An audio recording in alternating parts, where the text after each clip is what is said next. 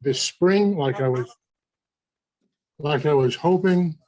It's postponed to start the renovation work in 2023. Once again, I'm disappointed. I can't seem to accomplish anything physical on the South Arkansas, but I'll keep trying. Thanks. I assume that means Fooses will be open for fishing this summer then, just totally secondary, but I'm sorry, Kim, what did you say? I assume that means it'll be open for fishing then, Fooses. And it'll be open for fishing like it always has been Okay. up in the headwaters area, yes. It is a bummer, but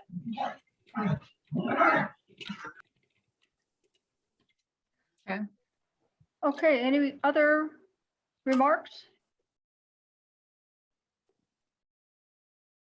Okay, we'll move on to upcoming meeting and events. Stream Explorers in BV. I noticed Keith had sent out a request for volunteers in a blast. And also, I expect there'll be something in our newsletter about that as well. Keith, have you gotten any response? Yes, no, well, I saw your emails to Barbara Blake about the flag owls. So Barb Keller has called and volunteered for 3 of the dates, which is good. Awesome. No one else yet. Kim, did you get that email? Are you going to be able to help with Stream Explorers and BD at all?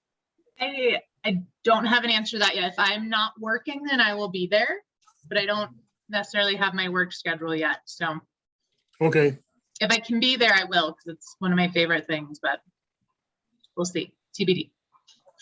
And I think Reed and I can be on the 7th and the 14th, but I wanted to give other people an opportunity. Did you get confirmation from Rick Biederman? I haven't called him yet because we don't have any students signed up yet. So I'm not going to schedule with him until we actually have students. And they all come near the end. Unfortunately, with all the contacts they make and the brochure and everything, kids don't sign up until 3 or 4 days before the event. So. And where are you putting out, where do they sign up at? They just call me based on that I email. know, but where is the information for them out? Oh, you mean the kids? They've contacted schools directly. There's a brochure like every year that's posted around. We talked at our meeting this morning or early this afternoon about contact with BV Recreation, which they haven't gotten through yet, but all the typical stuff, contacts are being carried out now. And Garn is doing this. I leave most of that functional, management work to Garna. Yeah. All right.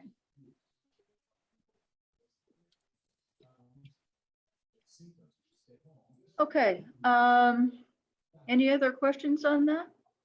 So that's always a good event. And who is Barb Teller? That's a new name for me, Keith. She's a I had to longtime ask fly her- gal.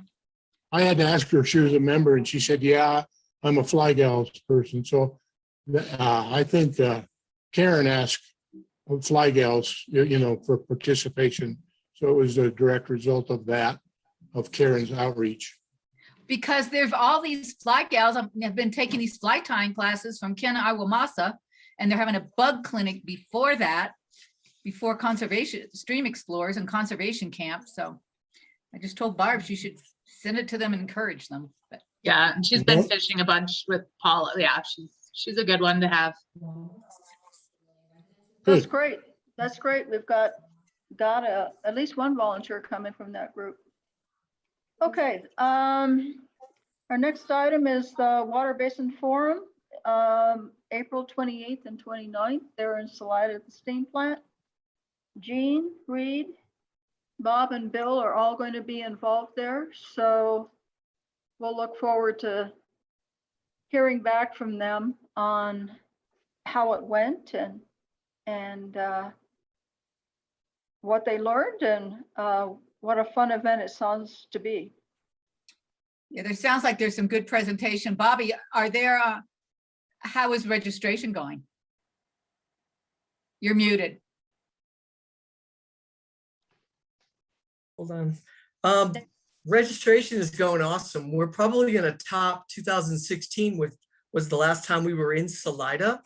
So we're doing really well. The tours are just amazing. I mean, the Hill Ranch sold out. We had to limit it because of parking, and we have a few people, like 3 boats going rafting and other things. Way more people than we had at the percolation and runoff event this time. Obviously, that event has grown over the past 5 years anyway, but now the word is out. I mean, for $20, which goes to our scholarship fund, is an amazing meal with drinks. I mean, you're not going to do that in Salida for $20. So Who's catering it? What's that? Who's catering? Is it Kalamata Pit? No, Good. Pawnee Jones from Little Cambodia is doing the perk and runoff, but Kalamata, she's doing the breakfast and the lunch. It's a full breakfast each day, not just coffee and donuts. It's a full-on amazing the menu is incredible. Have her And, label it. and the speakers are really good. It's going to be a really good event. I'm pretty excited how things Bob, are going. how many people are you expecting? And are there any tickets left? There are tickets left probably for another week or so, because then we have to do final catering numbers and that kind of thing to give those guys a heads up. We're probably at about 180 people right now. Wow. Bob, I have a question. Sure. The Hill Ranch is my immediate neighbor to the north. And I also know they're buying dry property. What is involved with the Hill Ranch tour? Just talking about what's going on. Paul Flack, who's done a lot of water work with Maroa and others over the years, is involved in that tour. So it's basically, it's looking at that whole issue, and it should be a good learning experience, I would guess, on that whole subject, Keith. Is Matthew Cohen presenting part of that? The manager out there? Yeah, so just to randomly, the place where the tour will take place literally starts at my property or my family property, which is where the headquarters is for that project. So I actually get to come visit my house. All There right. we go. It's odd, but yeah, Matthew, I talked to Matthew and he's running that presentation or field trip. We were talking literally you're going to the field and seeing what's growing, and it's, should be interesting. It's a good project. Hey, Dean, you have a Bob? question? Yes, sir. Yes. I know one of the landowners that owns part of the old Hill Ranch, and I told him about this tour, and he's interested in going. Is it possible to make him legal, or should he just show up? He lives Well, out there. It's not really a just show up kind of event as far as that goes. We don't really have people coming for just tours. The biggest breakdown that we can do logistically that makes sense for the forum folks is, for us, we could do a 1-day ticket, which is $100. And it's the whole day, it's starting with the breakfast and the presentations in the morning, and you pick a tour and you go on and you contribute $20 to the scholarship fund if you want to do perk and runoff.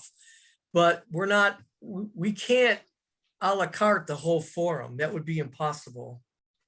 Yeah, and I would Okay. say, having talked to Matt and knowing the space, parking is limited, so there's Yes. a reason to have to cap it. I would say if he really does want info, Matthew is awesome. And just to reach out to Matt, and he can answer questions, you know what I mean? Get the personal tour is, I'm sure, an option as well for someone that's a landowner in the area, so. See, If one that- thing that we ran into with what you're talking about, the people who want like 1 or 2 things, we had somebody from the Upper Arkansas Watershed Partnership ask if we would do a special deal for one of their participants. And we looked at doing that, and we basically turned it back to Upper Ark Partnership by saying, just like Aroa or TU or any other group, is consider sponsoring people if they can't afford to go or don't want to come up with the money. If you want a perk, for the organization that you're representing or doing some work with, figure out a way to do some scholarships that way. And we have others doing that. So it's something that we were forced to do because it would be impossible if everybody was like, well, I just want to do this, or I just want to do that. It's like, we don't have the ability to a la carte a whole forum. All right, well, it sounds like a really good program. Yeah. Okay, that's great. Let's move on to our member meeting on the 11th. Perry Edwards, U.S. Forest Service, is now going to be our speaker. Is that correct, Karen? Correct? And the question was, do we do it live or do we have a Zoom meeting? Where is he based, Karen? Salida. Is he based in Salida? Okay, okay. I'll point out that just 2 weeks after this member meeting, we'll have a social happy hour get together at Moonlight Pizza. So that's something to consider. That'll be an opportunity to have a face-to-face with, you know, friends, members, new members and such. So that might take a little bit of the need to have a face-to-face member meeting, since we're only talking 2 weeks apart. I'm kind of thinking Zoom might be, not sure how highly attended this member meeting will be. So I kind of vote for Zoom. That's, you know, it Karen? saves people driving, you know, and I think I think the organizations I'm involved in, the meeting participation has been greater on Zoom if it's a countywide thing than in person, because half the people don't want to drive. But so I think Zoom is fine for this time. Boy, 2 years of Zoom and already we're singing the praises of Zoom. Everything has pros and cons, Gene. So if we had an in-person meeting, where would it be? Do we even have a place? Well, Sangre de Cristo's Community Center is reopened, I understand. Whether it's available that night, I don't know. And I called Ponch's Town Hall to see if they would be available that night, and they are not. So they're out for a member meeting on that date. And I also called Sangre de Cristo and was told they hadn't opened that meeting room yet. They were kind of, you know, waffling on what to do with that. So I don't know that that would be an option either. And I move this when we just do Zoom. well, and my question is, what kind of tools does he need to make a presentation? Does he have a PowerPoint, or can we get some idea from him about what his presentation would look like probably a PowerPoint. to use? I can contact him again, but I'm going to be gone for 10 days, so I really don't want to do that one on my vacation.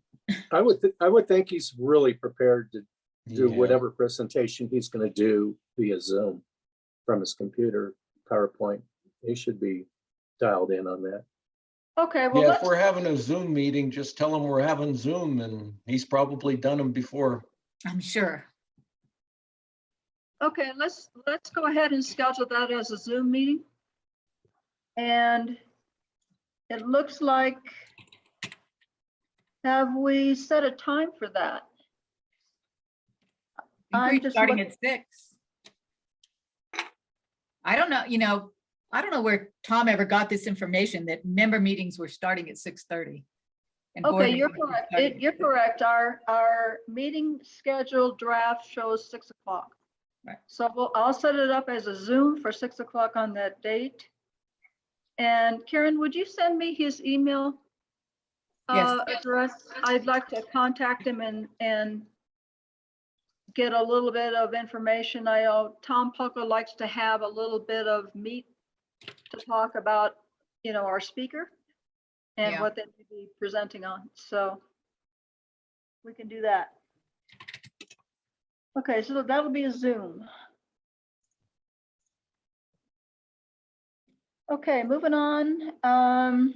D is our CTU Spring Rendezvous at Redstone. May 21st, the weekend of May 21st and the 22nd.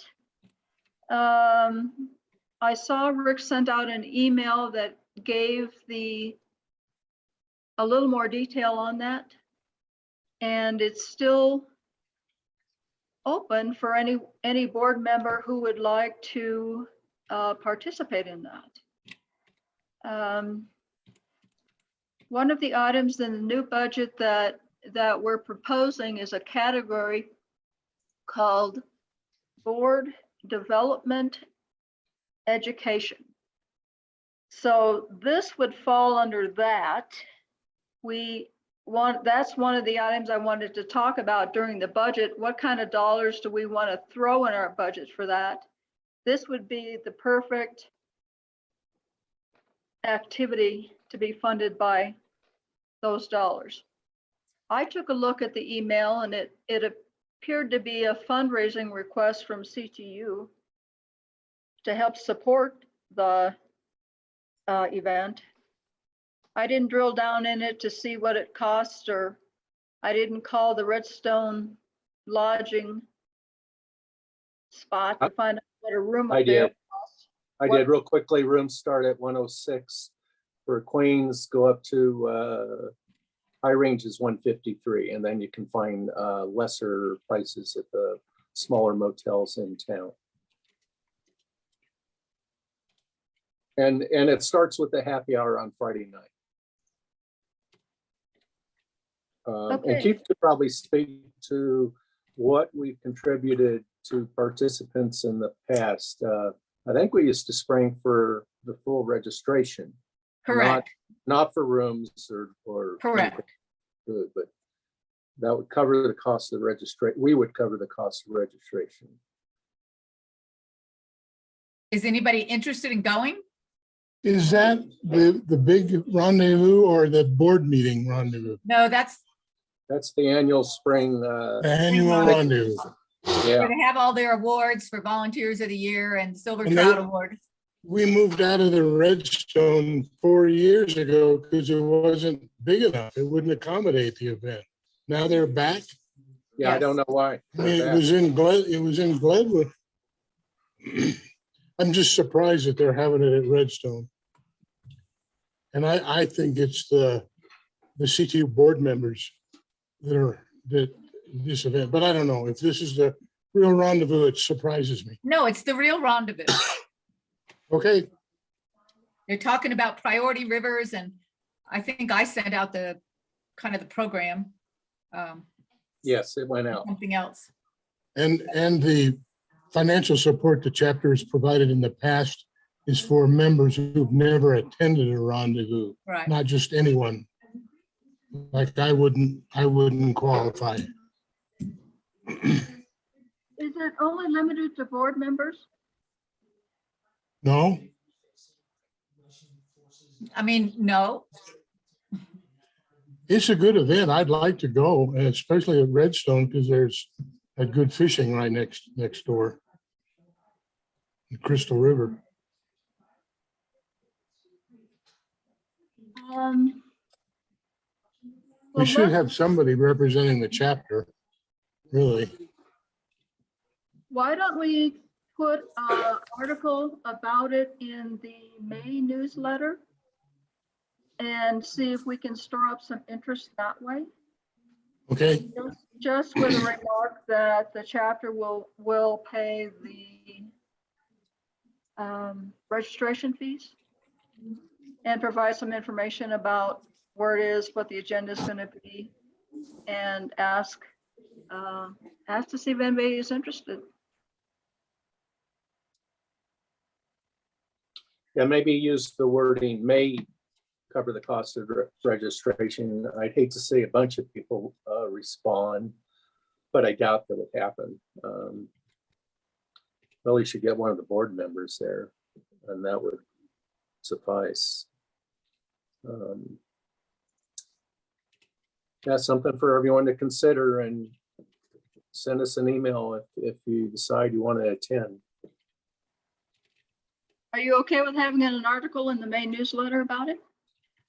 I don't know. I don't know. Why not?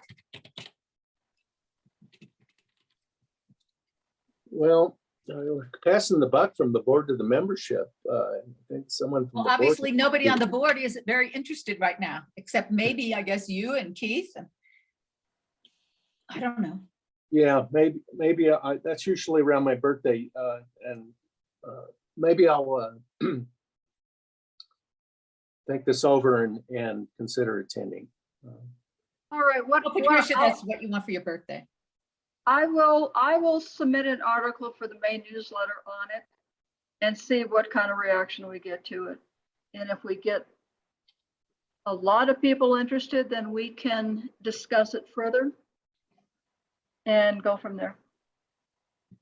Is So that all are we right? gonna advertise for one person, or is this open-ended for whoever wants to go? Sounds like a proposal is open-ended for whoever wants to go. Well, if we have people like you and Keith who are interested, I mean, ideally, it would be somebody like Pam or Brian or Garrett or Dave, new to try to learn what CTU is doing. But if nobody new is interested in going, I don't have any problem with paying the registration for regular board members. But that's just my opinion. Keith, did you say you were interested in attending? Yes, but I'm not going to make a commitment tonight, but our chapter needs to be represented at the rendezvous. There's just too much information going on and we need to be aware of that. They're really pretty fun. I guess you and Reed aren't going to attend this year, Karen. You're kind of a regular too. Yeah, no, not this year. Well, then But I like Karen's suggestion of paying for registration for Keith or any board member who's attended prior. I don't think attending prior, let's pull that requirement out and just cover the cost for whoever from the board's attending. So we would pay for Keith. That's what I would, best. That's certainly all right with me, but the idea was to get new people to go. And Yeah. that's why we started trying to pay. I mean, I've been to at least 4 or 5 of them now. And I think the chapter would benefit greatly by someone else attending. But I'll keep my name on the list at this point. If you don't, I would suggest that if we get interest from a board member, they get priority because we are trying to develop our board. If absolutely. the only interest we get is from a member, I think that's open for discussion. Membership can be a pathway to a board position. Mm. And Sure. I wouldn't be adverse to supporting a member. Okay, so I'll submit an article to Tom Polka for the May newsletter asking if anyone is interested in attending. Okay, moving on. The BV Middle School Conservation Camp, looks like that's in May. I see Keith is asking for volunteers for that as well, so. Yeah, that's a really good event. We've been doing it for at least a decade. Maybe Karen can verify more years than that. Oh, So way we more want to years than continue. that. We want to continue. It's really good. We have a good reputation with the school. It's all 6th graders. This year, I think I finally got through to them about us being rushed for time at our stations. So it's late. There's 6 groups, 6 rotations, and it's laid out in 2 40-minute sessions, which means we can do our macro invertebrate collection, getting the boots on and off, in and out of the river, and getting some knowledge out of it in that first 40 minutes. Then the second 40 minutes does all this chemistry. So I'm really looking forward to something that's going to be much more efficient and much less tiring on the people who volunteer. But I'm looking for 4 or 5 more people because it's a full afternoon, 12 to 5, in a real nice place. But yeah, anybody interested, it's a full day on a Friday, I believe, from 12 to Tuesday. 5. Tuesday, Tuesday? May Okay, sorry. 24th. Righto. Okay. That was part of your blast, wasn't it, Keith? You talked both about Stream Explorers and this camp? Yeah, the camp is different from Stream Explorers, but we do similar things, so it's a good event. Right, right. But it was part of the same blast asking for volunteers. Right. Okay, good. As Rick mentioned, we're going to have a member social at Moonlight on 5/25. And we skipped the AHRA cleanup. No, I'm sorry, what did I skip? Have you read the latest agenda?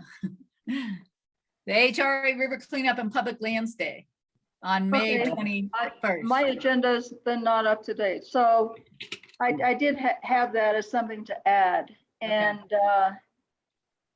that's going to be, May 21st. yeah, another thing on that popular May weekend. Right. Rick, it looks like you're ramrodding that. yeah. We did this last year.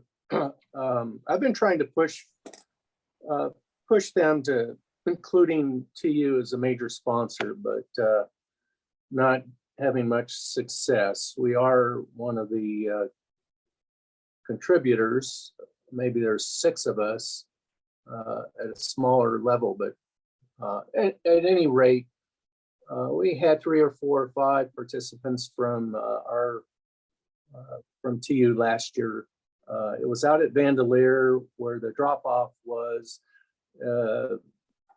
Basically, what you're going to do is we'll send out a list of areas where you just plug in yourself where you want to do a section of cleanup. Then after you finish that, you'll drop off the trash at Vandalier.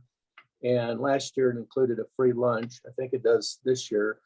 There's a big dumpster. So most of the people brought their big items. I was involved in helping unload vehicles and trucks. And it was mostly large, big, dirty stuff that was returned to throw into the dumpsters. A lot of people didn't come for the lunch and the drop off. I think they took their smaller garbage, if it was mainly papers and bottles and cans, to their personal residence and threw in their own dumpster. So that's basically it. We'll this do year- a write-up. Well, I'll do a write-up in a reminder write-up in the newsletter on the May 1 with any more details and reminding membership to come on out, not to come on out, but to sign up, take a section. It's what we do. This is our mission, cleaning up the river. And I was talking to Garna about that. We should be one of the major, it should be the 3 of us. That's what we do. And we're sort of an afterthought. I had to call them up last year and say, hey, what about TU? And kind of forced our way into it at the last minute. I don't know why we're not, She did that she did that the other day too, when she presented to Chaffey County Women Who Care, asking for grant money for a new van about all these kids that she says they serve. And I called her out. I said, well, aren't most of those kids that you serve required to do it because it's through school? She said, yes, but through Boys and Girls Club and some others, but she didn't mention Trout Unlimited one time, which irritated me also. But there's a whole press release and they're doing drop off and picnic and pickup in Buena Vista at Public Works. And they have their whole thing on sign up stuff on a electronic thing, and you can kind of be part of an organization, but it didn't say how you signed up as an organization. I couldn't figure it out. Well, it's a way for us to individually contribute, and please consider taking a section, cleaning it up, come afterwards to participate in whatever's happening. They have a bunch of, they have fire trucks and cranes and things for the kids. So it's a family event as well. The families will bring their kids in to the river and show them how to be good stewards of the land and clean up the river, and then come over and they get to play in the trucks and visit with the firemen and so forth. So that part's fun. When That's you all. write your article, would you encourage people to wear any Trout Unlimited hats or t-shirts or something they have maybe? Sure, I could do that. I know the And sign that up has doesn't multiple require that you volunteers. mention an organization.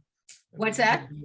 I said the sign up does not require or have a place for signing up as an organization. I didn't think so.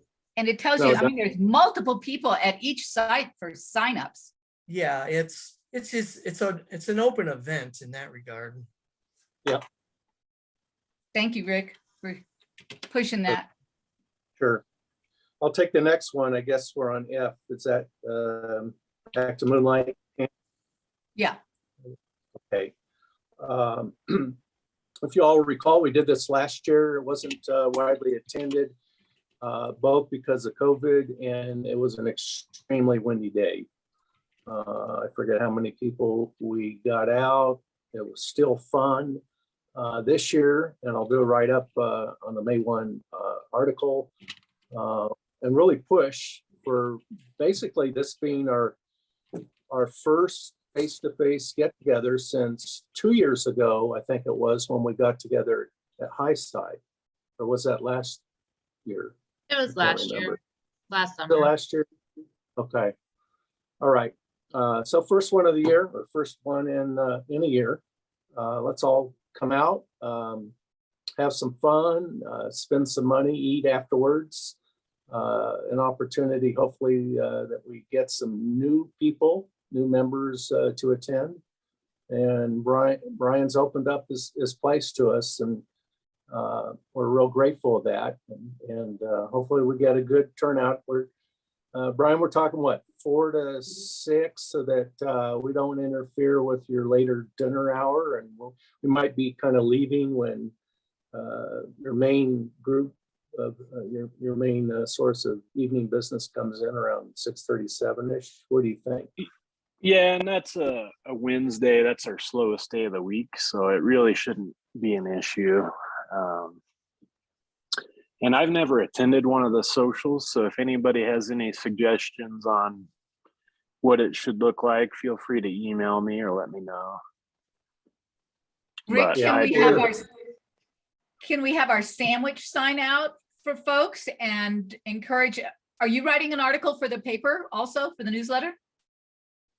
For that? I am I'm writing something for the newsletter. Okay. I normally get the sandwich board and put it Okay. out in a table at the front to greet people when they come in.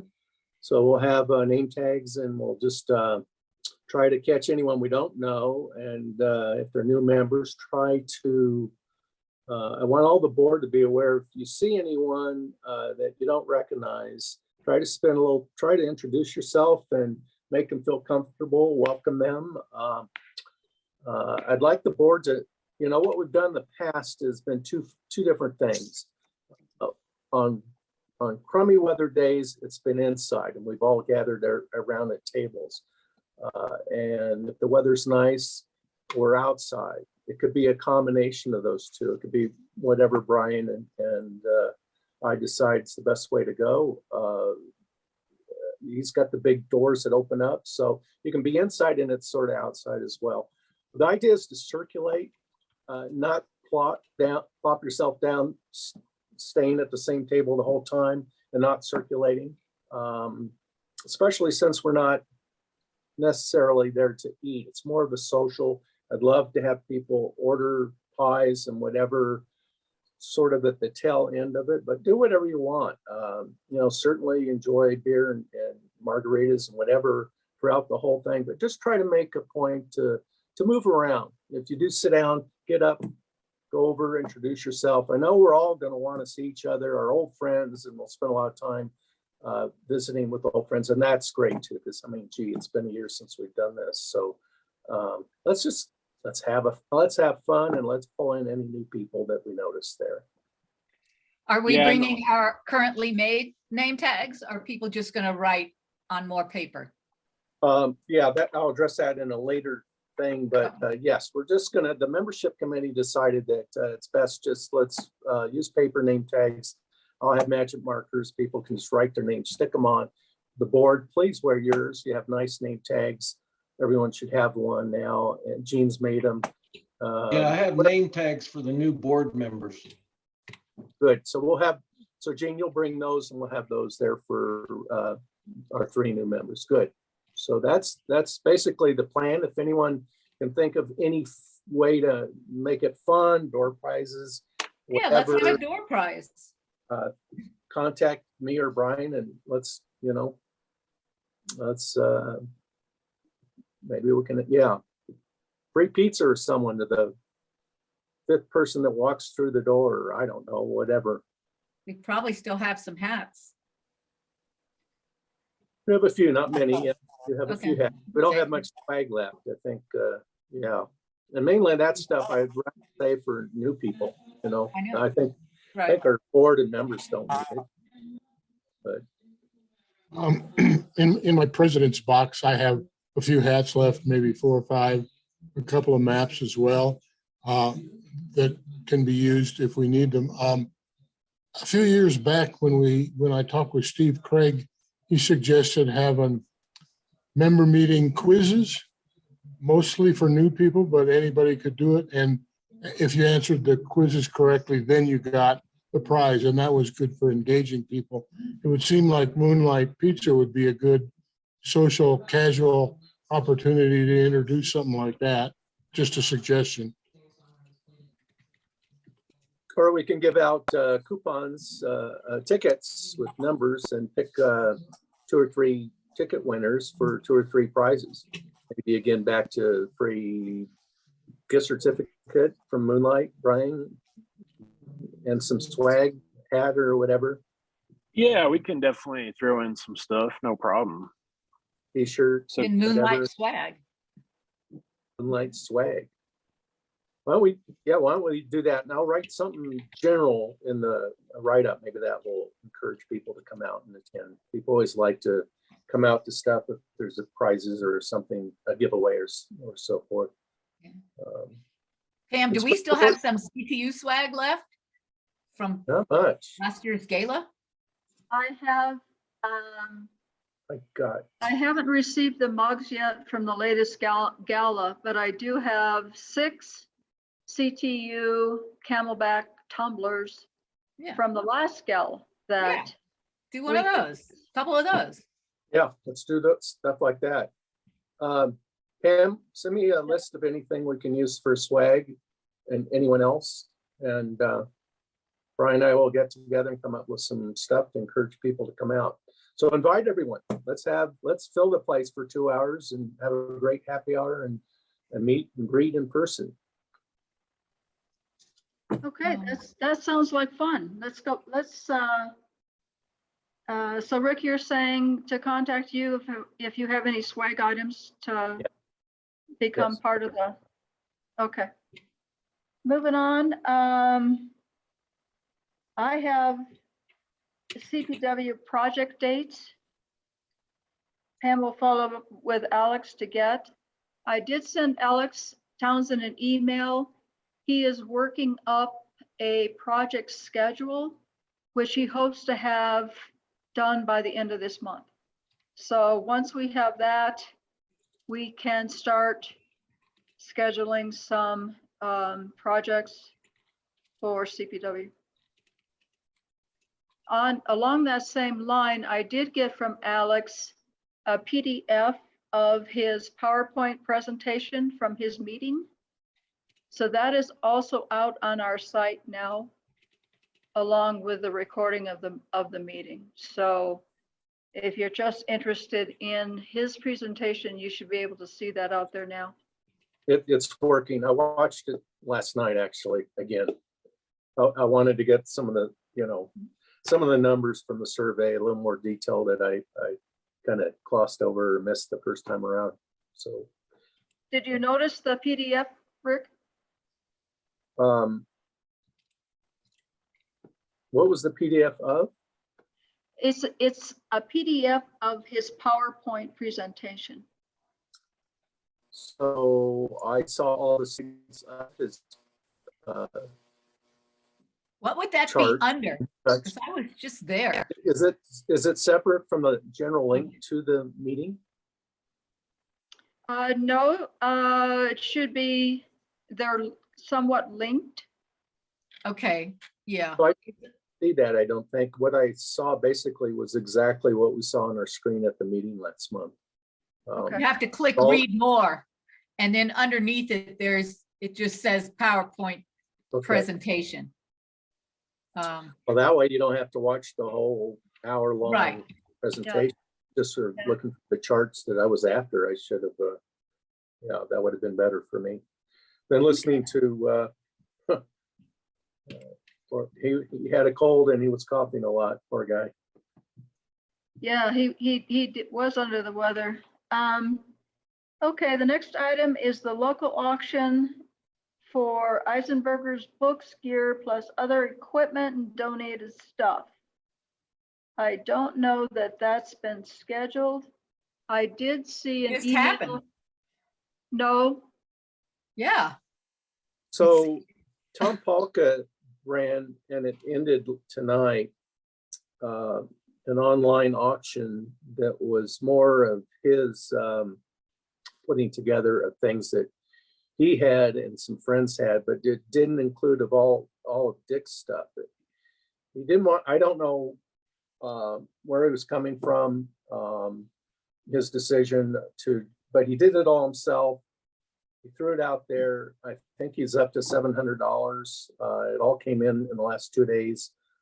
But what he said is he didn't want to take all the stuff from all of us and house it at his place in his office, which is already overflowing with too many other things. And he just went with what he had. And if this is successful, and I think it is, based on 700 for not much work, then I think what we'll do is round two with this whole thing of gathering all the stuff that David Moore has over at his house of Dick's old inventory and stuff. And then we add to it with our things and see if we can do kind of make it easier on Tom. Tom's kind of handling this. He's going to have people go to his house, pick it up, or he's encouraging. He just did it local. He's hoping that people aren't asking to ship these things, because then it becomes a whole different animal. So I think we'll have round two of this. Mhm. It's looking that way. If it's up to him, you know, he'll have to be the one to put it on if we do round two of whatever inventory he didn't sell, plus Dick stuff, plus member stuff, and turn it into a bigger thing. Up I to guess him. I misunderstood what he was doing. I Yeah, thought, me too. I was, There's a limit of 20 items that can be listed at a time, so right, you can't list them all. okay, so then where he's coming from is, let's just get what he had in his office out of his office. And it was about that number of items and didn't cost much to do. So, yeah, he couldn't attend tonight, unfortunately, because he could certainly extrapolate what we could do with how many number of, where this will go if he wants to even do it again. So, that's, Tim, you had a remark? What was that, Pam? You had a remark on the auction? No? Me? Yeah, Oh, no, I think the platform he used, I don't know that he was super happy with it. I feel like, and Rick, you can correct me if I'm wrong, I think he mentioned maybe trying to go back to eBay. But I'd have to look back at the email. But he's totally willing to, if you have items you want to donate, if you take pictures and send him a brief description, he can post it and doesn't mind handling the posting and kind of promoting of it. He just doesn't want everyone bringing all of their stuff to his house. So that's a better, that's exactly what he said. he doesn't want to store it for us, but he's happy if someone has an item they want to contribute, you can take pictures of it, send him a quick recording or a quick description, and he's happy to post it and handle the listing on eBay, and he just doesn't want all the things at his house. Can't say. Okay, And I think it's a bigger animal when it gets on eBay. Yeah. So that's probably where we're going with the next one, if he wants to do it. Yep. In his Right. court. Right, he sent out an email outlining his thoughts on eBay. Mhm. It also had his report on communications, so that's where he's at on that. I think we can all review that email and kind of do an email conversation about that. But Karen, that's the one that would have Dick's books and Okay, yeah, and any leftovers maybe from this little auction, which I think were primarily items that he received from a friend okay. months ago. And that's why there was just a limited number of items this time around. But it should be closing anytime now. And we'll see how successful it is. I expect we'll see some emails from him tonight yet. Okay. The next item is Salida Derby 7-4, Monday with a question mark. It is always on the 4th. I verified Okay. with Henry. Okay, So it's the So- 4th on a Monday then? Is that what that Apparently. means? Yes, Yeah, it but was we Sunday. still don't last- have anybody to do next year. No, we don't. And I'll rewrite the blurb I put in and make it a little more forceful, as Karen suggested, maybe saying we aren't going to have the 4th of July Derby anymore because we don't have anyone who stepped up to take it Yeah. over. Kind of rattle people out there because this is important. It's a fun thing. It's really a fun thing to do, and everyone comes together. Just, there's planning in the background, but there's so many volunteers that want to do this and step forward, and it comes together beautifully. And it's not as much work as I think people may think, but we're going to have to reword it and get it out in the May 1st next newsletter. okay. The last item under meetings and events is the vet event is now going to be scheduled for August 20th in Salida. Is that correct, Jean? That's correct. The first date of June 18th conflicted with FIBARC. And Colin apparently didn't want to do that. So since Colin was our contact person, I didn't have a choice in this. Where's the ranch, Jeannie? Well, you can Google it. It's off 285 between Poncha and 291. I've never been there. Well, that's just Driven down by it, the. I haven't seen the pond. Hey, what's that's it called down again? the- Triple J Ranch. It's a private fish hatchery, basically. Yeah. That's down the street from me. I've never seen it. It's hidden, the pond is hidden in the trees. Oh, is it a small pond? I don't know, no I've never idea. seen it. There's supposed to be 4 ponds from what I heard. Okay. Good. And who hooked you up with this? Dave, I think? Well, Dave Colin? works with Colin from Next Eddy on fly tying. Okay, So he's buddy with Colin, and Colin has the exclusive guiding rights at those ponds. ah, So Colin talked to the owner and got him to donate a day's fishing. And Gene, this is going through Project Killing Waters. Yes. The Okay, and do you same. know if we'll need to be going through another class of training? If we're They've relaxed the requirements quite a bit, but there is a training PowerPoint that I already have a copy of it. And it'll be review for all the people who have done it before, but My understanding at this point is that we just have to sign some waivers.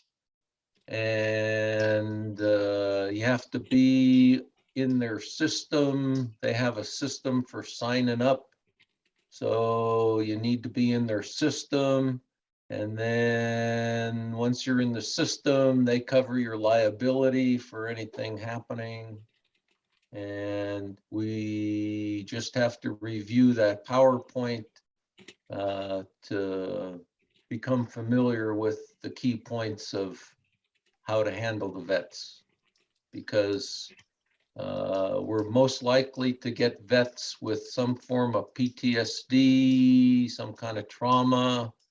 And if they have some sort of episode, which we've never had one, there's some things in that PowerPoint that help you deal with if one of these vets is having an episode. So Gene, is it an honor system that everyone that participates watch the PowerPoint? I think so, yeah. Okay, okay. And to all our newcomers, there's also other, so guiding on this is called mentoring. So it's a one-on-one, one. Well, if the rules are the same as they were before, since this is not on a river, on moving water, we could have one mentor for 2 vets if we had to. Right now, I have 3 people signed up saying that they'd either mentor or cook. And that's where I was going with this. If you didn't want to be a guide, which they prefer to call a mentor, or you could help with the lunch, with the food. Yeah, I think if we had 2 or 3 people that were interested in putting the lunch and the snacks together and sat around camp, kind of, if a vet came back, you know, you could sit them down in the shade and give them a bottle of water or something, you know, like we've had in the past. I had 2 vets at Hayden Meadows. And they had me running back and forth. I mean, every cast they're losing.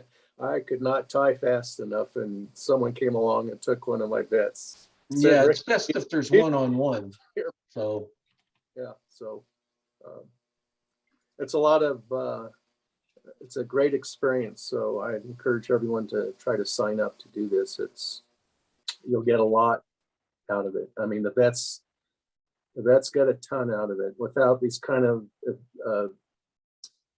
outside experiences, who knows what condition they'd be in. So they just thank us from the bottom of their hearts for taking our time out and giving them the day. They're wonderful people, and gosh, they need it. So it's you'll get more out of it than that maybe.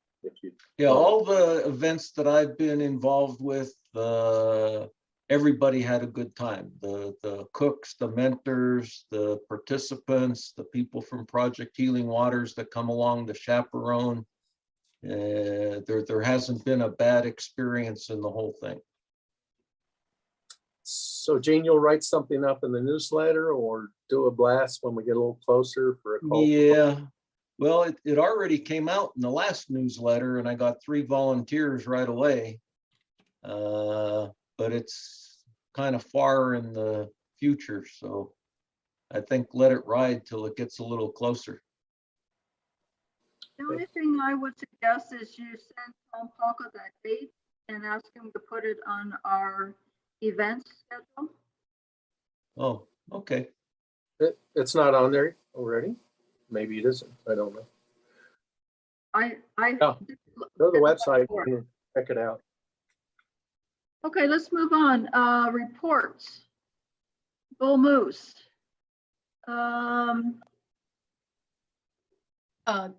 Something from Jim or Reed? Reed's at another meeting. Jim couldn't be here, but I think the crux of it was the discussion about the Utah oil train and how that information needs to go out. CTU wrote a couple of really good letters, but those letters are not to be used by chapter members. Only the information that was sent to you all on the blog. And I think we're going to put that in the newsletter and post it under issues on our website. Okay, that sounds like a plan, you know. Where did, okay, so I had some other things on the agenda that I thought I sent out later. Okay, yeah, jump in. What did I miss now?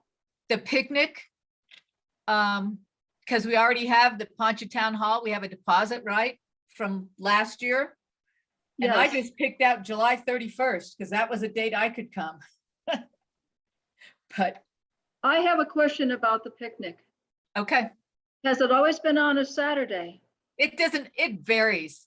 Okay, This is a Sunday, actually. okay, So what kind of picnic facilities are at Poncha Hall? They have a whole kitchen inside and tables and a screen, plus they have outdoor picnic tables. If it's nice, you can bring your own alcohol. It's a nice facility. So there are outside facilities. Yes, yeah. We could even do casting contests there. Offhand casting contests. That's what we should do. There's a little park right outside the front door, a grassy area with a few playground things for Yeah. kids. There's I maybe mean, 2 picnic tables out there. It's really more geared for inside seating and eating. Outside, you know, there's limited seating if you brought your own chairs. But like Karen said, maybe we can encourage people to come out and do casting and other fun things. I don't know if we can carry our alcohol outside the front, but I since it think- is the- I think so. I mean, I know the Democrats had a picnic there with alcohol. Did they there also. outside? Okay, well, that's good to know. So when you rent the hall, you rent the outside area with it? Yeah, Okay. well, my thought on that is let's throw out some dates. Okay. I can call them and find out if it's available. I had called earlier to see if the dates for our member meeting in May and September were available, and they already were not. So Okay. if we've got any preferred dates, we can check with them first. We Okay. may find they may not be available. So That's my anniversary, so I'd go for the weekend before or after. I, for one, won't make 7/31, but I vote for that facility. Gene and I looked at this last year. We just couldn't find a place outdoors to do it, and I think the hall fits the purpose. We need to have a in-member face-to-face again, as many as we can do. So let's see if we Okay. can make it happen. Maybe I we can do it the a- week before. I can't do it the week after, but that's okay. Karen, can you do a Survey Monkey asking for possible dates? You did that once. It worked out pretty good, didn't it? Or did you Oh, do I'm that? not, I don't really know how to do much on Survey Monkey. It wasn't you then. No, it wasn't me. Maybe we just send an email out asking, proposing a couple dates and get feedback from the board who can attend and who couldn't. Based on availability that Pam discovers. Yes, Okay. what do you think, Pam? I think I'd like to call them and find out what they have available for July, August, and September. Okay, Um, And maybe that would help us select a date. Yeah, that sounds Because good. I think the location is more important than who can attend. Honestly. okay, you'll give us like 2 or 3 choices of dates? Yeah. Okay, Yeah, all right. that gets back to my question. Does it have to be on a Saturday or? I No. prefer to look for a Saturday in those 3 months, but if it's not a late No. afternoon during the week, Well, but That's okay. like somebody like Dave and Brian couldn't come then. Yeah, we need it on the weekend. Maybe, hopefully we have the a choice. weekend, okay, weekend, that's important. Yeah, So I'll do this. I'll call them. I'll look at July, August, September and October. No, And- October's too late. If you're gonna go outside. And I'll see what they have available for a weekend date. And we can go from there, Okay. okay? I suppose it doesn't have to be late afternoon if it's on a weekend. It could be a lunch picnic. That can be decided later. Okay, I'll explore some dates with them, see what they have of open. As I said, that date in September was already booked. So we'll do the best we can with that. And Thanks. as always, keep your eyes open for an alternative location. Okay, what next do So you the have? other thing was the chapter camping fishing trip. I just put down those dates that I know those people, Larry, Harrington, Steve, the Cleggs are going to be down at Elk Creek. I checked, there's still openings. So maybe I'll just, I won't have time to write it up. Maybe I will. Just if people want to go, they might want to sign up. There's some people, but maybe somebody will want to do this and organize something for 2023. That's all I have. Good location. It's 2 hours away. We could do a write-up. I'm looking for the date in the, so this is 6:30 to 7. July 13th. Okay, so this is during our 4th of July Derby. That's a period of 13 days. It Right, but looks they like. could go anytime. So people could go for, a day or two here or there. Yeah. Yeah. that shouldn't- But, so you're gone at the end of June. You want me to write something up for the July 1 newsletter, Karen? Oh, yeah, it could be. Oh, no, I could, that's right. I don't have to do it from May, but I'll make a note to do it when I get back Um, for the Yeah. June newsletter. Well, because when do you leave? Where are you going? Tomorrow morning. Tomorrow morning. Well, maybe. I can do something tonight. Okay, I'll do it right now. I don't Or I think- could do it, whatever, I could do it. Okay. Let's get as much notice as possible. It's hard to book these campgrounds Yeah. last minute. So people They can do wanna it at go, they- recreation.gov, and I just don't know if they book their overflow, because they have a pretty big overflow place. So, all and- right, thank you, Rick. And not, if it's full, there's campgrounds all over the place. People can Yeah, book another right. camp and just drive on over for half hours at the, after fishing every Right. evening to Elk Creek. Okay.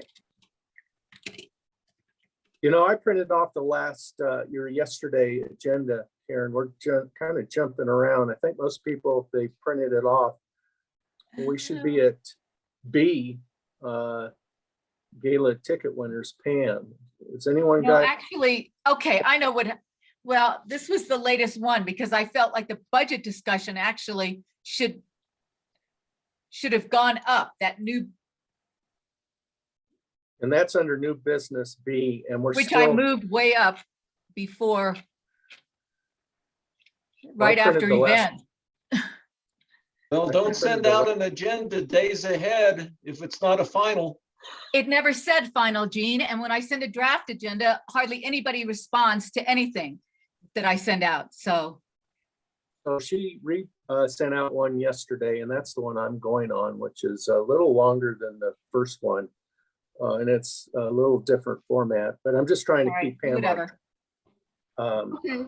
Let Pam, me do you have B? let me set the agenda, please. And if we miss something, we'll address it. So right now, the next thing on my agenda is the gala ticket winners. And they Yes. were Larry Payne, Jim McGannon, and Reed Dills. And you may have seen the email from Jim stating that he thought it was a good event. I personally did not log in and attend any of those activities. So Steve Craig said he did, and it was terrible. Oh, really? Okay. And that's- I turned in for a while and said, this is dumb. I didn't like it. I bought $20 item. Okay, moving on. Didn't like it. Guess you didn't win. Karen, can you talk about the applicants to the CTU youth camp? Yeah, Barbara Lunau is the coordinator and we've been corresponding, and you all knew from past emails that we had 2 very strong candidates who got their stuff in on time. And then at the last minute, there were 3 more from Leadville. They have a committee that will look at them. She asked me what we had budgeted for. I said 2, because there are other chapters who have money in their budget, but they didn't have anybody apply. So were we okay with having 5 people apply from our chapter? And we said, yeah. You said yes? Well, yeah, because I mean, you can't prevent anybody from applying. They initially wanted only 20 people, but now they were going to try to get 24. Initially, they didn't have any girls. One of the people from Leadville is a girl and she wanted to bond with other outdoor girls. So Barbara and her committee will make the thing. And I just told her the only thing we required is that the people that we scholarship give a presentation to at least the board, if not the members. About their experience. This is great having 5 applicants. That's awesome. Yeah, I hope we get at least 2 in from, I'm sure we Yeah. will. great. Okay, good. We'll know more once the applicants are reviewed and accepted, and then Barbara will Yeah. contact you. Yes. Okay, cool.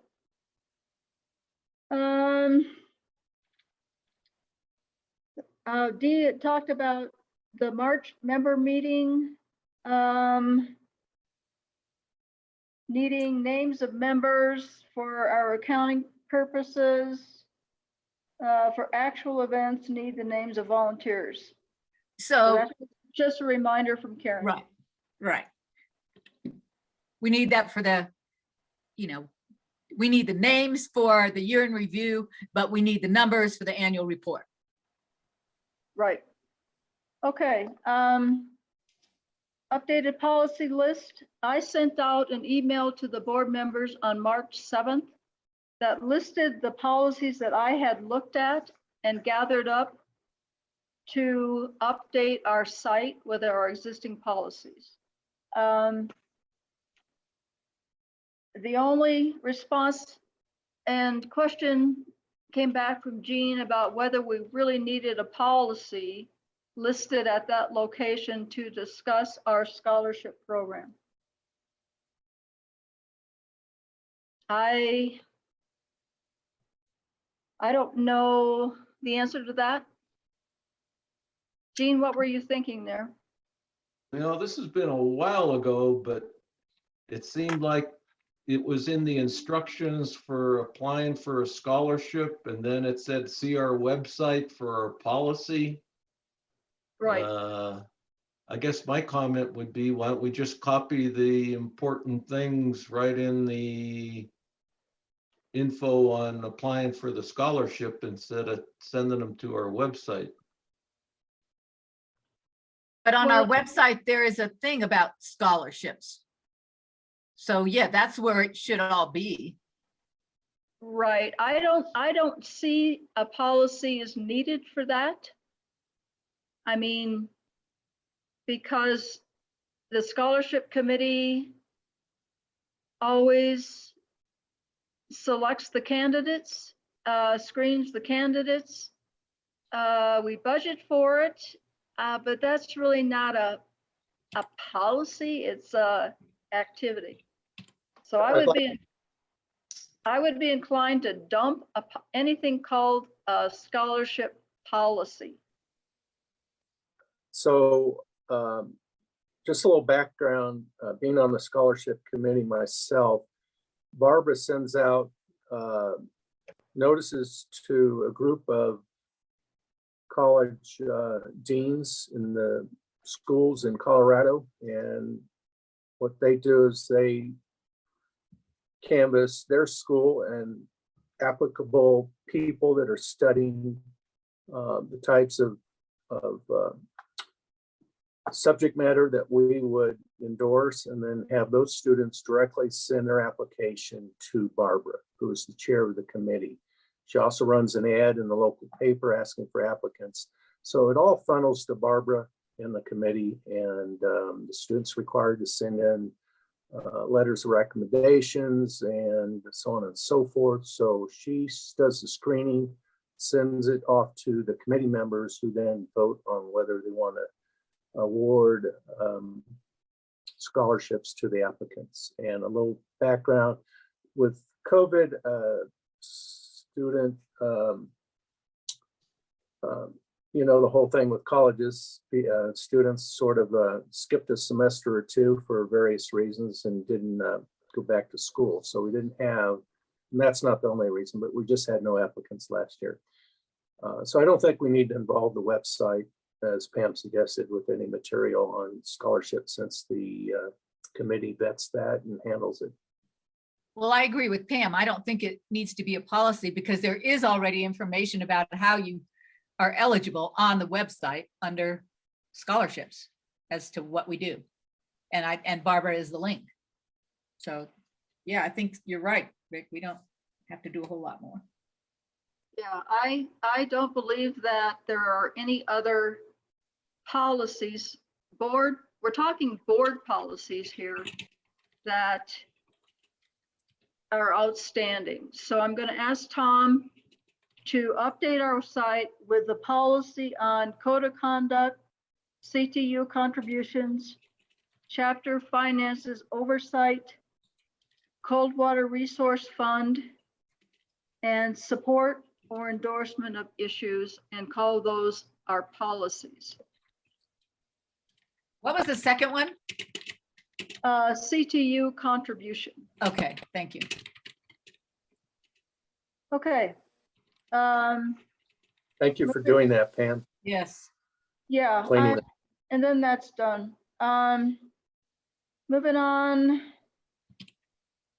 Programs with Perry Edwards, we've already talked about that. That's going to happen on May 11th. 11th as a Zoom meeting. Okay. G, Grape Creek Gold Mine proposal withdrawn for a year. I think Yay. there were several emails flying around about that, and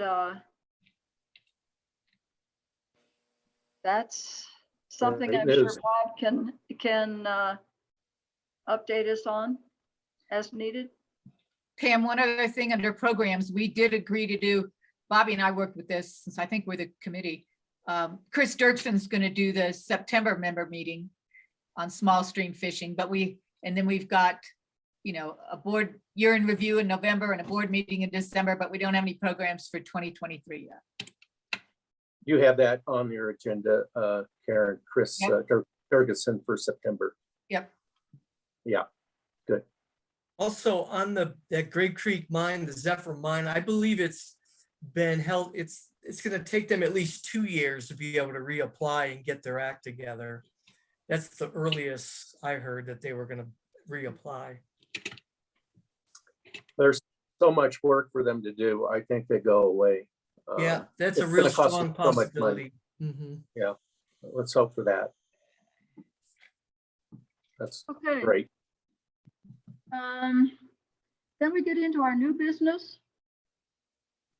The first item I had was possible beginning and/or intermediate adult fly casting class through BB or Salida Rec. Who, Ken? Iwamasa. Okay, is giving one for the fly gals currently. Kim, is that, you've gotten the 5 ladies who want to do that?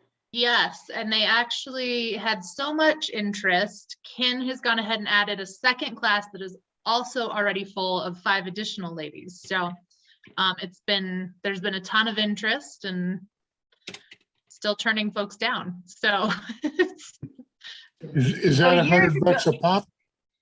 yeah, Is that $100 $100 a person. pop? Yep. No, that includes all 5 weeks. That's for the entire 5-week class. And is he getting paid or is that all going to the Fly Gals budget? I don't know the answer to that. I think from the conversation from our last fly tying group, a significant portion of it at least is going to Fly Gals. I don't know how much. I think I heard that too. But Yeah. years ago, we used to do Fly Fishing 101 through BV Rec. And Okay. just did a morning thing and Mhm. had a picnic but Yep. And I know the Fly Gals, I'm going to teach just a right. basic fly casting, or I need more coffee, folks. Basic casting clinic, I think on June 6th. But yeah, I think it definitely makes sense to offer some of that to our full membership because it's of interest for sure. So I believe CPW still does fly fishing 101. Yeah, I think they have a bunch of rods to do that. Does somebody want to contact CPW or who would they talk to about that? Sharon, are you suggesting that we start this program up again? Why not just offer it?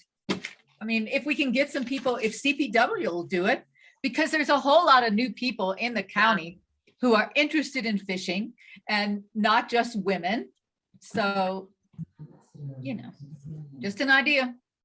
I just took on adult activities committee, and that's kind of something I've been trying to think about. So I can reach out to CPW about that and maybe work on something. Oh, that'd be great, Brian. Thank you. I think they even have rods to use that I'm sure are better than ours. Okay.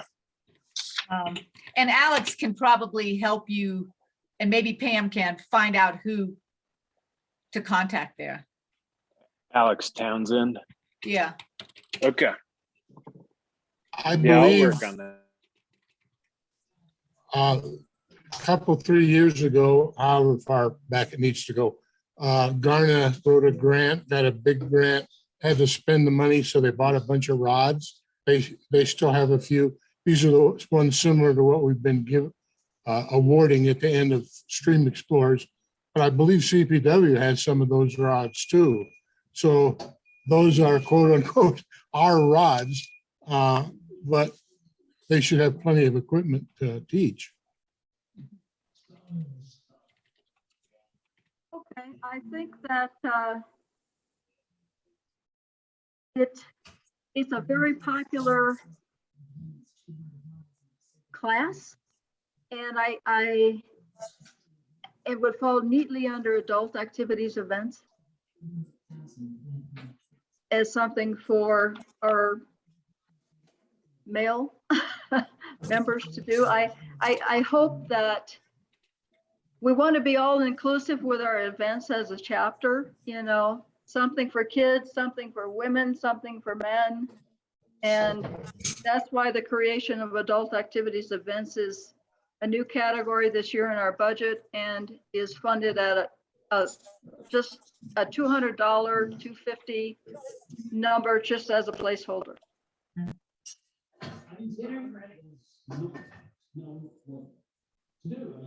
Okay. Wow, I've lost my agenda. Can you believe that? Budget. Let's talk about what's up next, Karen? The budget. The On budget. my agenda. Okay. The budget, I sent out earlier in April, our new budget for this fiscal year, April 1st, 22 through March 31st, 2023.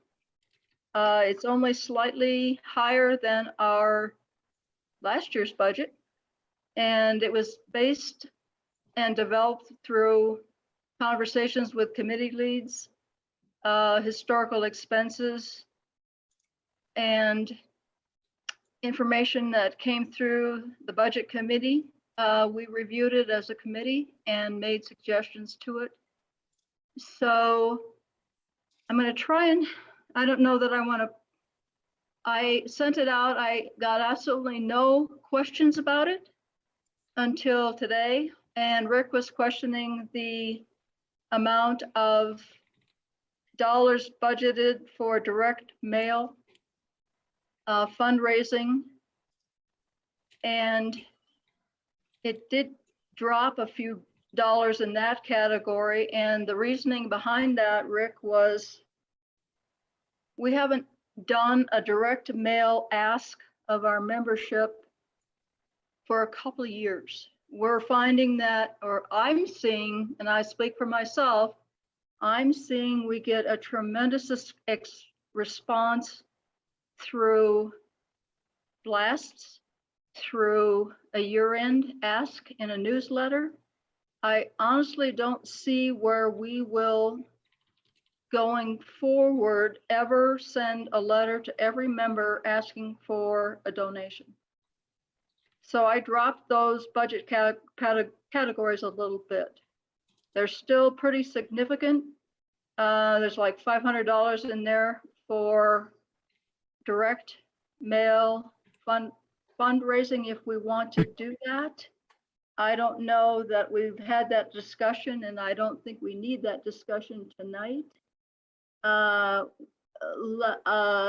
like to say that there are dollars there for that, should we decide we want to take that path. Did everyone get a chance to look at the budget? Hey Pam, this is Bill, and I guess I didn't see the latest one come out for some reason, but I know we had that discussion that I thought that it was going to be a little bit more for the BV fishing derby this year because there was no carryover. All the t-shirts from last year, we actually went through more than we had, and there was going to be maybe a little more expense up on that end. Did we get that Right, sorted out in there? Yeah, and Bill, we did, let me see if I can bring the budget up. There it is. Let's try and share that screen.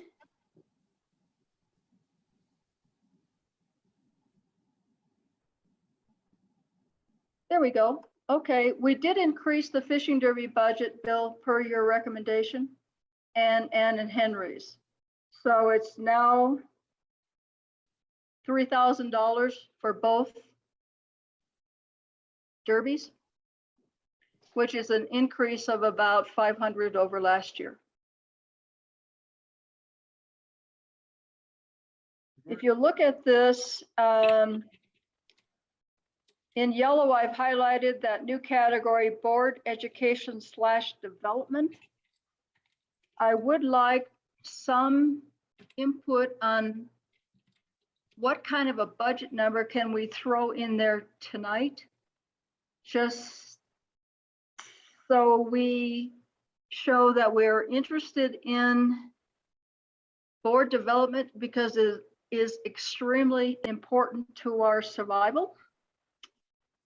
I'm just going to throw out a number. Pam? $250. Yes, Rick. Members that want to attend the CTU rendezvous, is Right. that budgeted somewhere else, or would it be in this category? I would put it in this category. Well, it says board education and development. You're talking about opening it up to members. Well, that's true. However, our first board member who expressed an interest would be accepted. And again, to my way of thinking, you develop your board through your membership. So I don't think it has to be that black and white. I agree. That should cover it. So 250 would cover registration for a couple people. No, So about that's that. where that would be come from. Trying to look And for it. again, it's just a preliminary number to fund the category. If it goes over, we can ask for more board approval of an increased amount, but it's a place to start. And that was the only activity that came up recently that I thought we could apply funds to. I haven't looked at any other opportunities for board development. So keep your eyes and ears open for that. And any other classes, any other seminars, any of that stuff, I believe could be paid through by that category.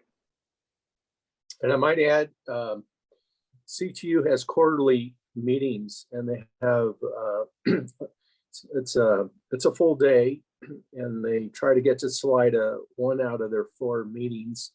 And they have good speakers, great educational sessions in addition to the rendezvous. So if anyone attended any of the CTU stuff, you're getting an opportunity to learn about budgeting, liability, all kinds of subjects that affect board members in any organization, not just TU, but the liability issues and so forth. So I'd encourage people to attend the Salida whenever, if they decide to come back this year, if we can do in person again. It's a great, good information. So.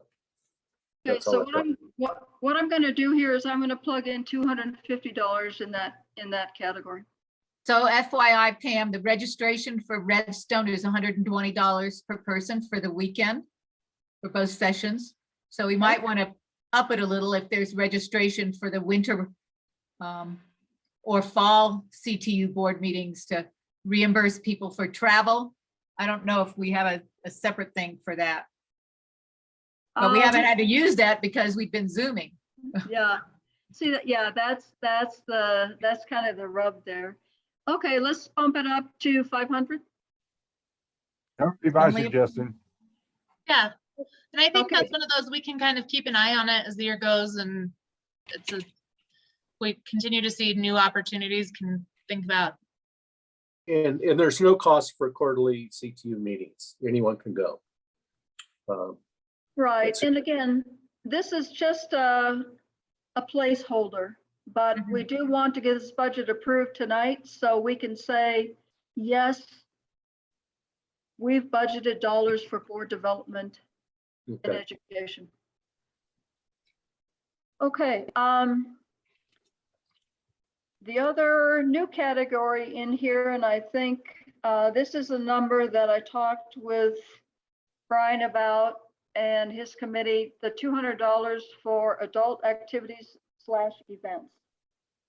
So that again is a new category. We haven't had any adult activities for a couple of years. So now we have an active committee. I think they should have some dollars to work with.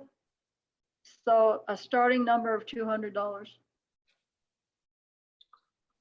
Adult activities, does that mean like going to Moonlight or Soulcraft to drink a lot of beer and someone ties a fly and we all learn something and call it that? I think that it fits. Right. Or like fly casting or nymphing. I remember last year, Kim, and you can correct me if I'm wrong, one of the guides from Archangelus offered a class to the fly gals on Euro nymphing. He did. He's sadly moved away, but I imagine there's some other guides that might be willing to help with some of that too. So, So, but yeah, so, but again, I yeah. think that's one of those as that committee gets kind of their feet under them and has more understanding of what they want to offer and what those costs are and what things we have in the shed and things we don't, we can continue to adjust that as needed. That Yeah, would be a great program. Euro nymphing on the river and Gene could give that. who? Gene, he's been Gene? Euro nymphing. Yeah, you're our man. No, I don't think so. Okay, so I think, again, I think it's important that we put dollars in that category for whatever adult activities, events we are interested in pursuing. Is Um, that Dave and Brian on that committee? Yes, and Jean. All right, guys, let's do a class, a Riverside class. I vote for that. That'd be educational, adult education. Okay, I think I answered Bill's question about the derbies. something new in this budget is a column for paid using account. It's something new where I will just put in there, based on the key that's at the bottom of the spreadsheet, what account I used to pay that expense. That was a request from the budget committee, and I think it's a good idea. It kind of, because we do have multiple accounts, and we can pay our expenses using various accounts. So I think that's a good addition. If you could scroll down, or I'm scrolling down, you'll see under line 82, it lists what our bank accounts are and whether they are restricted or not, and what our account balances are starting our new fiscal year. And again, the sole purpose of that is to show you what we have in the bank as we start this new year.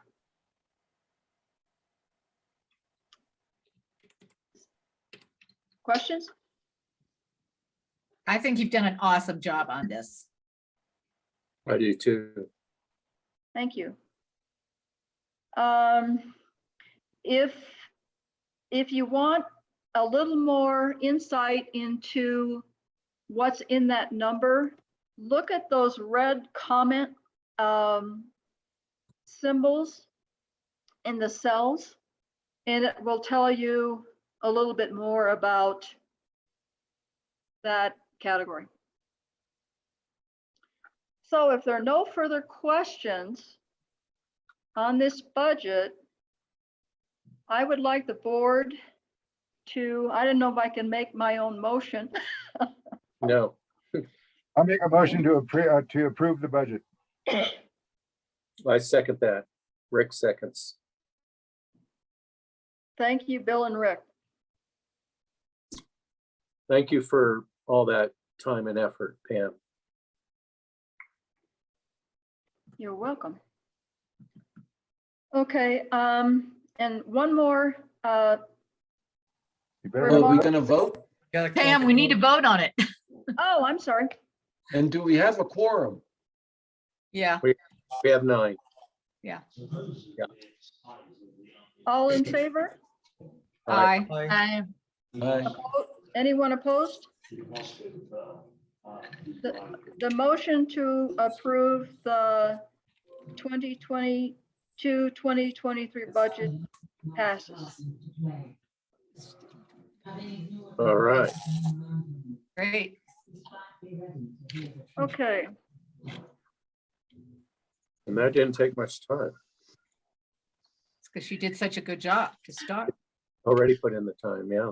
Really nothing important. okay, like I said, yes, Jean. I have a quick comment under new business. Like last year, I would like to put together some volunteers to empty the monofilament tubes at Sands Lake and perhaps Franz Lake from May through September. So if I can get volunteers to take a month at a time, that makes it easier to keep up with getting the stuff out of those tubes, because they fill up in a hurry during the summer. So if there are no objections, I'll try to get that together, starting with the next newsletter. I think that worked out pretty well for you last summer, didn't it, Jean? I'm saying it did. I haven't, I didn't follow up and make sure that they were emptying them, but people said they did, so I believe them. They weren't empty a week ago. They were full. A week Where did my ago? Zoom go? Well, Where? Which At Which one? one? Sands Lake on the north yeah, side. Sands Lake fills up I could fill up in a day. So maybe we need, People just stand on that fishing platform and they'll shove whatever they can shove, and they'll stomp a Coke can and shove it through that little slot. yeah. So we need a, probably for that location, we need a winter schedule pickups, because you're only talking mainly only in the summer. Yeah, yeah, maybe we need a couple volunteers for the winter as well. Okay, well, we can extend it. I'm sorry, I was grabbing a bite to eat, but I'd like to go back just a little bit to budget issues, not the budget itself, but I appreciated Pam sending out a income table along with the budget. And I have, well, I guess I'm concerned with it because even though our expenditure budget has stayed pretty consistent, which is good, and I also appreciate all of Pam's hard work, our income is down, I don't know, I think it was less than 9,000, or right around 9,000, and it is not keeping up with previous years. I know we've been going downhill for a number of years, well, ever since we stopped the banquet, and it's really too bad that'll never start up again. But I see a disconnect between income and expenditures. Expenditures, as explained, as listed, are fine. I'm not sure income is fine. I don't want to belittle, $700 from an auction or $1,000 or so dollars from Moonlight Pizza, but $2,000 isn't going to carry us very far per year. I mean, I'm just concerned that we've got a out of balance in concern here. We're very good with the expenditure budget. I don't see very much good with the income budget. Maybe I'm too pessimistic, but. Well, I think you make a good point, Keith. COVID really changed things, put things on hold, reduced expenses, reduced income, but we covered our nut last year. This year, what do we have? A budget of 20 grand, and last year we brought in 8 or something. So we budgeted 20, we didn't spend 20, but this year might be different. We could spend what we're budgeting for, but I would believe we'd be under it.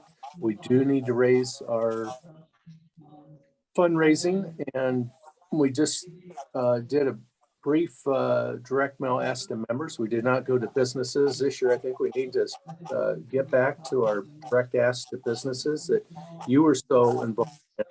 And I hope you'll be involved again in this year because you're part of the fundraising committee, of which I am too. There's Pam is, and someone else is on that committee.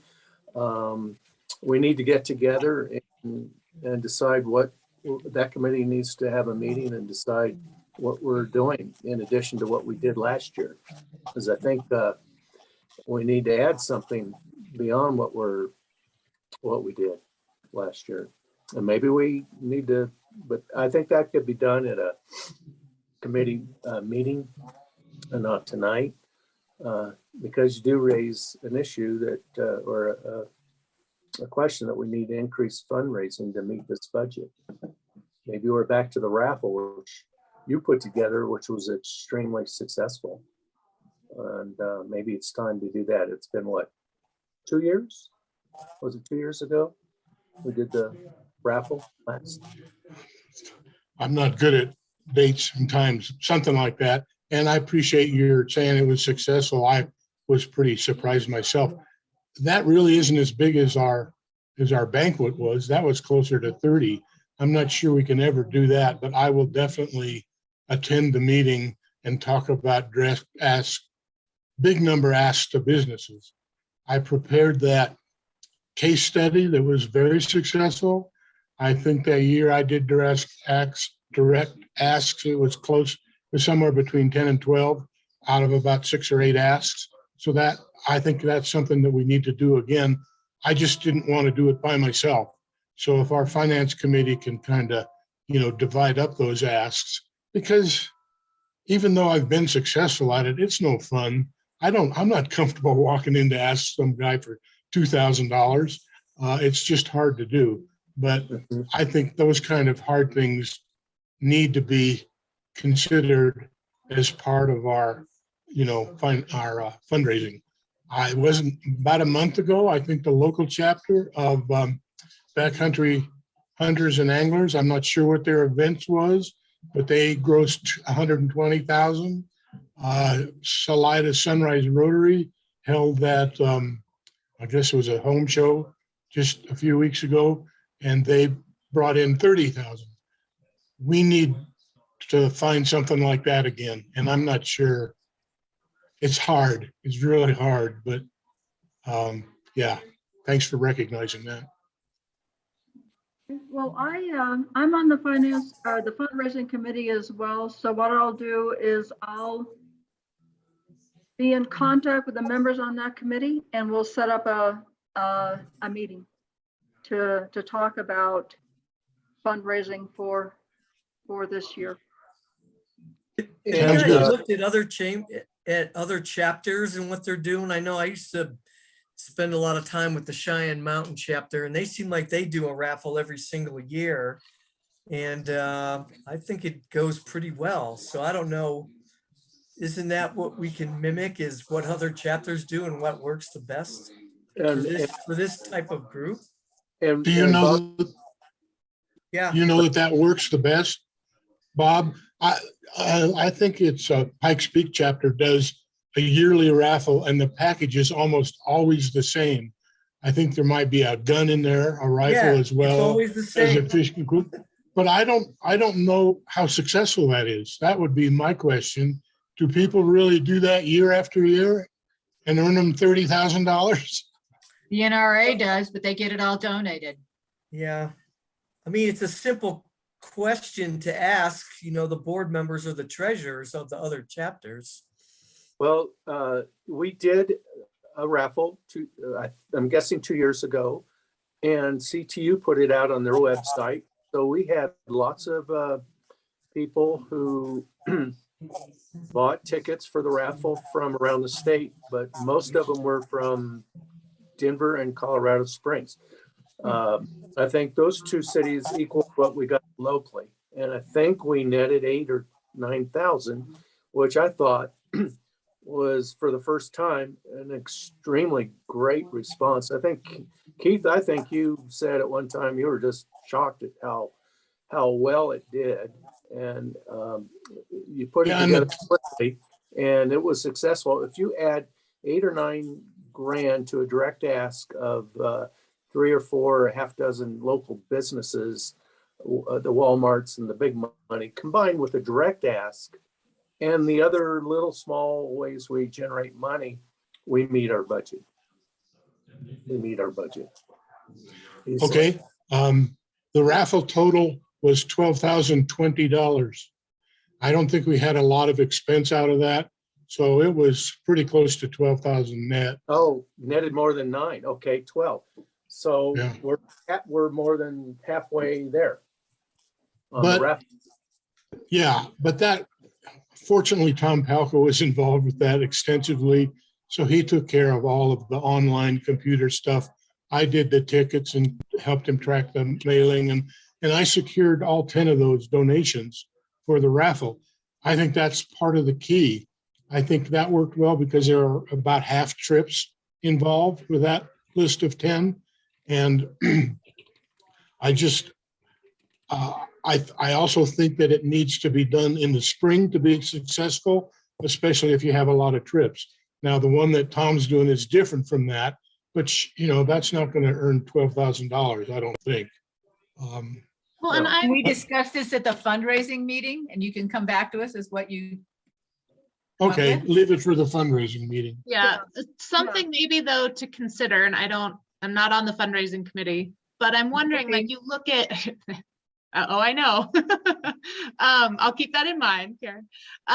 You look at something like, the Fly Gals and their casting classes for, they've got 10 ladies signed up, it's $1,000.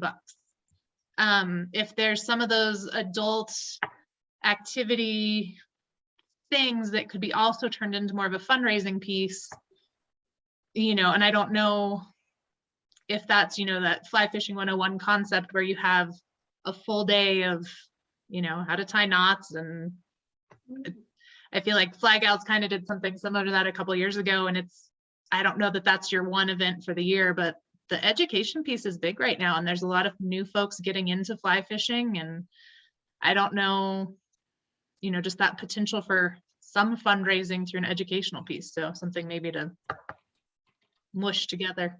Good suggestion. I think those are all good ideas, and I'll organize a meeting with our fundraising committee and knock those ideas around.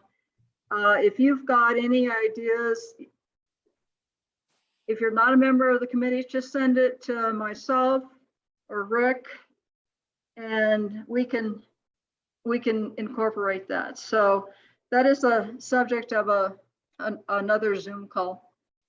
All right, we're almost coming up on 8 o'clock now. I'm taking a look at, I found my agenda, everything on it we've talked about.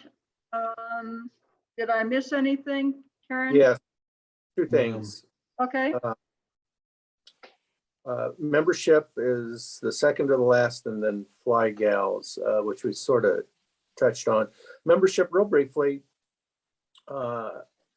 I, in the January, Feb newsletters, asked for members to step forward to serve on committees. We wanted to expand our base and get more people involved, and there were a lot of ways to get involved. We have a lot of committees. We reworked the committee list. We added and dropped people from the list of committees from the previous year. So it was a little bit of work to talk to everyone, where do you want to be and so forth, and put it out there on the website, and got zero response. I and Patricia, my wife Patricia, picked up the new letters, the welcome new member letter. And to my surprise, I was a little shocked. Tom Arnott, as you all may or may not know, sends out a quarterly update on membership from TU.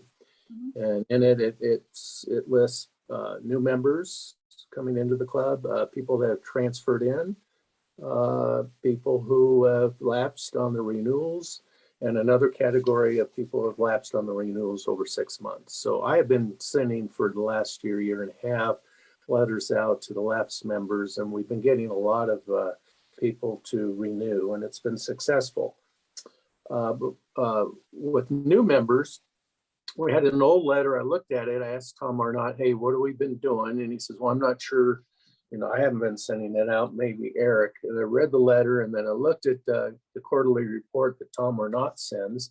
And I realized that when people join TU, they may or may not include their contact information. So the latest quarterly report showed 50% of the new members have zero emails or phone numbers. So what that means is people join our club, and in this case, in the last quarter, if you use the 50% number, half of them aren't receiving any correspondence from us, email-wise, blast-wise, or whatever, unless they went to the website on their own and signed up to receive information and included their email or phone number. So I asked Tom to rewrite that letter, and we shortened it a little bit. And what we did was we pointed out that if you joined TU, did not provide contact information, then the local chapter does not have your email address or phone number. And if you would like to know what you joined for, what we're doing, and want to get involved and be part of CPC, then please send us your information. And that would entail going to the website and listing it. So we have 300 plus members. I don't know how many people are not getting our blasts and our emails, but it's got to be 1%. So hopefully from now going forward, when the quarterly report comes out and I mail out the welcome letter, it's going to point out that, hey, if you did not sign up and include information with TU, this is valuable information your local club needs, and please do so. So that will, it's written, that will go out the next time I send out letters. And Rick, who are you asking them to give their contact info, CTU or Tom Arnott? to our website, which goes to Tom, and then he adds them on Constant Contact, which then puts them on our official roster, which will receive, they will then receive all our emails. Is there like a sign up for our newsletter on our website? There Is is. is that where they would do it? They don't click on the sign up, but there's a link underneath for adding information or, Okay. or All right. so Because a hopefully lot of that, people don't want to get stuff from National. That's the problem. and that's why they don't sign up. And the letter points out that you're not going to receive anything from National. This is just for the club. This is you joined our club, our organization. Maybe you're interested in what we're about, volunteer opportunities and so forth. So they're strongly encouraged to do so. And hopefully that might bump up a little bit of participation. We have over 300 members. I'm sitting there wondering, okay, well, how many people are getting the newsletter? So the open rate on the newsletter, according to Tom Palka's communication reports, and I'll try to be brief and not go through it, but basically we're almost 50%. We're 38 to 50%. That's extremely high. That's really good. Really good. It would be much better if a lot of people that joined our organization were getting our information, our newsletter. So they would open the newsletter, whatever percentage that is of people that aren't getting it. So hopefully we'll rectify that. Rick, I think it's definitely worth emphasizing the local information because national is overwhelming. And I think a lot of people, myself included, it's overwhelming how much stuff we get from national. You sign up, you're already a member, and all you do is keep getting bombarded over and over and over again. They waste so much money on mailings. It's incredible to me. You're so right, Bob, and it is overwhelming. And the letter does say this information does not go to national. This is just for your local Good. club. Okay. I think that's a great idea, Rick. Thank you for taking that on. And I would agree that a lot of the information that's in the report that comes from Tom Arnott, some of it is incorrect. There's a lot of spaces that are not complete as far as an email address or a phone number. So it does make it difficult to reach out to our membership. Yes, you're right. And one thing we do get that TU must require is an address. So we do get everyone's address, but we don't get phone numbers or email addresses on at least the last report, half the people. And that's important. We need that. We don't want to send letters out. We can't send letters out every time we have a communication message. So it's via email, and we're missing a ton of emails. We'll see how we can improve that going forward. I think that's great. Okay, anything else? Well, the next item next to this, what we're talking about now is the name tags. And Monica and I have done these in the past, but since COVID hit, we haven't used them. And, we have over 300 members, and we're probably lucky to get 25 to come to a meeting. And keeping up with those name tags is a lot of work and a lot of expense, because printing out new name tags burns up a lot of ink cartridges, because you start out with a blank name tag and they're all colored, and you essentially have to go through before every meeting and check the current list of members, and then make sure you have a name tag for each of the members. And if we have 300 members, you end up with 316 or more name tags, because there's all the lapsed members that still have a name tag, but they're not current members, but you don't want to get rid of them. And I don't see why we need to keep up with that anymore. We can have the stick-on name tags available, and the board members can wear their official board member name tag. So that's my take on it. If somebody else wants to keep up with the name tags the way that we've been doing it, I'd be glad to turn it over. So basically, we accepted Gene's resignation of doing the name Well, I from the haven't done membership anything for 2 years. Yeah, I know. We haven't had any in-person Yeah. meeting other than the last one was at High Side. So what we did at High Side, and it worked out fine. We just had the stick on and Gene was at a table. People came in from the front and back, so we had to catch people from the other direction. But just we'll have people, the membership committee said yay to Gene's suggestion. Let's just go with stick on name tags. I think it's important that we always have a table at an in-person function with someone manning it and greeting people and making sure new people that come in are introduced around, kind of going back to the next in-person Moonlight Pizza event that we're going to have. So yeah, we'll handle it. No big deal. Like everyone else, fill out your name tags or stick it on your chest and we're good to go. I would agree. I don't believe you need to spend any more time creating our official looking name tags. We'll hold on to what we have and use them if we can. But going forward, I'm in total agreement. We'll just go back to the old way of doing it. Here's a tag, here's a pen, write your name on the tag and put the tag on your body. Exactly. And one thing I'd like to do is put new member on it. If the person's new, put it on the name. I'm going to ask it, or whoever's reader at the table. Oh, you're a new member. Let's write new member on your tag so we all know that. And then when we are walking around, the rest of us, we see a new member, make sure you spend some time with them and welcome them. I think that works great. It flags, gives a flag up that they are a new member. We'll always have someone at an in-person meeting manning a table at the Staffing. door. So, Yeah, I could do the stick on name tags and have them there and pens and. yeah, if you have those supplies, we'll use those. And we'll use up what we have and move forward. Oh, okay, Gene. So you're re-upping on the membership committee then.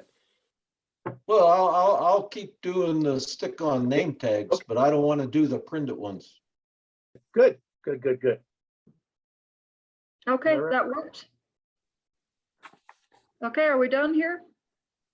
We are done with the agenda. Does anyone have any comments? Thank you for running the meeting, Pam. Thank you, What Pam. happened to my Zoom thing?